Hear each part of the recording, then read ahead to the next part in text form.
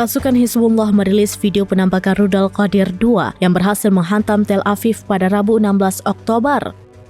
Qadir II merupakan rudal balistik permukaan ke permukaan yang dikembangkan oleh para insinyur Hizbullah. Ini merupakan pertama kalinya milisi pro-Iran itu mengungkap spesifikasi terkait rudal Qadir II. Dalam keterangan video tersebut, rudal Qadir II memiliki jangkauan hingga 250 km. Rudal ini mampu membawa hulu ledak hingga 405 kg dan memiliki daya rusak yang tinggi. Sementara itu, serangan drone Hizbullah mengenai pangkalan militer Israel di Binyamina menewaskan 4 tentara Israel dan melukai 67 orang.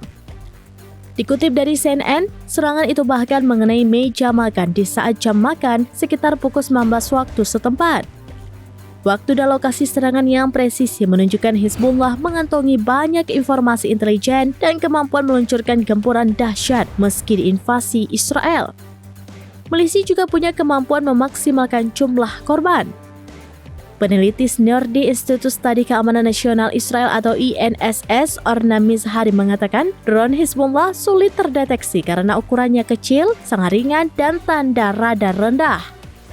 Selain itu, serangan Hizbullah menunjukkan kegagalan Iron Dome dan kelemahan militer Israel. Mizrahi juga mengatakan Iran dan sekutunya berusaha mengalahkan sistem pertahanan Israel yang terkenal canggih. Mersat 1 Hizbullah bahkan lolos tanpa terdeteksi sistem peringatan Israel.